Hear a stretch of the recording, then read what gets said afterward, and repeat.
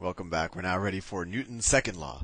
And Newton's second law can simply be stated, and you've probably seen this before, as force is equal to mass times acceleration. This is probably, if not the most famous formula in all of time or all of physics. It's up there. It's probably up there with E equals mc squared. But that one's a little bit more complicated. So what does this tell us? This tells us that the net force upon an object is equal to the object's mass times its acceleration. So let's stay in the metric system, because most of what you'll do in physics class is in the metric system, and that tends to be because the metric system makes more sense. So let's say that I have a 1 kilogram object. Let's say I have a 1 kilogram object. So its mass is 1 kilogram. And it's being pulled down at, let's say its acceleration, so it's being accelerated downward at 9.8 meters per second squared. This should be familiar. This kind of units, these kind of units should be familiar with you from all the projectile motion problems. So the force applied on that object in order to get this type of acceleration would be, you just multiply mass times acceleration. The force would have had to be 9.8 kilogram times the meter, right? Kilogram times meter over second squared. That's the force applied on the object. And I say, you're saying, Sal, this is very messy. I don't like writing kilogram meters per second squared. And you are in luck, because there is a unit. And that unit is the Newton. 1 Newton is equal to 1 kilogram meter per second squared. So if I'm pulling down on an object at 9.8 newtons, that's just this, right? This is 1 Newton. If I'm pulling down at 9.8 newtons on an object that is 1 kilogram, its acceleration is going to be 9.8 meters per second squared down. And notice I said the word down, but I didn't write it anywhere in the formula. And I guess we can imply that both force and acceleration have direction by writing this in the formula.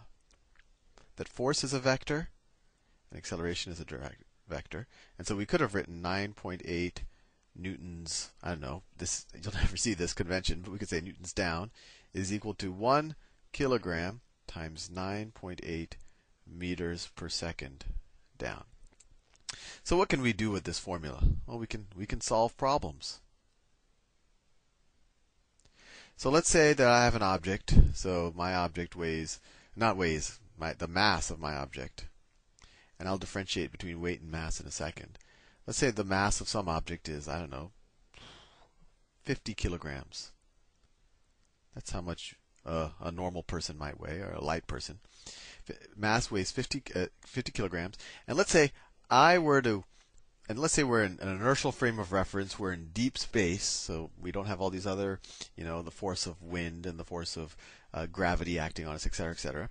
Let's say that I apply a force of my force. Let's say I apply it to the right. So we know that force is a vector. So let's say I apply a force of, I don't know, 100 newtons. And let's say I apply it to the right. To the right. So this is the object, 50 kilograms. And I'm applying a force to the right of 100 newtons. So what's going to happen to this object? Well, let's use a formula.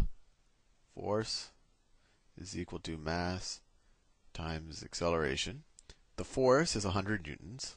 100 newtons is equal to the mass. The mass is 50 kilograms. 50 kilograms times the acceleration. So we can divide both sides by 50, and you get 100 newtons over 50 kilograms is equal to the acceleration. And it's 100 newtons to the right. I mean, I'll use this little arrow here. That's not a traditional convention, but that's why we know it's to the right. So it's 100 divided by 50. So it's 2.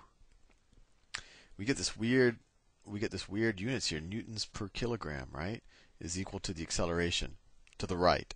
this is also going to be to the right, because the direction of the force is going to be the same as the direction of the acceleration. So what is this? 2 newtons per kilogram? Well, if you remember, well, you could just guess the unit of acceleration is meters per second squared, but let's show that this simplifies to that. So we said earlier that, let me just switch colors, that a newton is kilogram meter per second squared. And we're taking this newton over this kilogram over kilogram, right? So that will cancel out with that, and you get meters per second squared. And you wouldn't have to do this on a test. You would essentially, if you did everything right, you would know that the unit of acceleration is meters per second squared. So you would have the acceleration. I'm just switching the two sides. Is equal to 2 meters per second squared, and it will be to the right. To the right. So that's useful. We just figured out, based on how hard I push something, how fast it's going to accelerate while I push it. And you could use the same formula to figure out other things. Let's say I know that an object is accelerating. Let's say my acceleration is 3 meters per second squared to the right. Let's say to the left, just to switch things. And let's say that I know the force being applied on it. The force being applied on it is, I don't know, 30 newtons to left. And I want to figure out the mass. Well, you use the same thing. You say force, 30 newtons to the left, is equal to mass times acceleration times 3 meters per second squared to the left. Divide both sides by the 3 meters per second, and you get 30 newtons over 3 meters per second squared is equal to the mass. 30 divided by 3 is 10. And then newtons divided, you can figure out that newtons is kilogram meters per second squared. So you're just left with 10 kilograms is equal to the mass.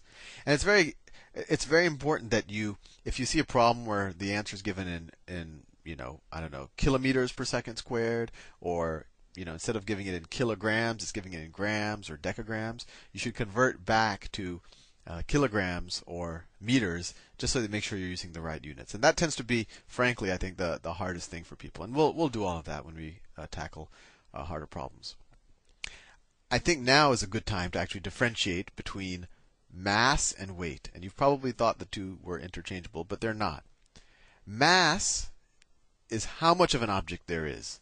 So, how many, you can almost view it as how much of the stuff there is, or you can almost view, how many atoms there are, but even atoms have mass. So just how much stuff there is. And another way to view mass is how much does the object resist change? And that actually falls out of F equals ma, right? Because if our mass is bigger, it's going to take a lot more force to make it accelerate a certain amount, right? If the mass is smaller, it'll take less force. So mass can be viewed as how much stuff there is of an object there is, or you can view it as how hard is it to change what that object is doing. If it's stationary, how hard is it to accelerate it? If it's moving, how hard is it to maybe stop it, which would essentially be decelerating, right? How hard is it to accelerate an object? Weight is actually what is the force of Earth upon an object. So your weight would actually change if you go from one planet to another, because the force of gravity changes. So your weight is 1/6 on the moon as it is on Earth, because the pull of gravity is 1/6.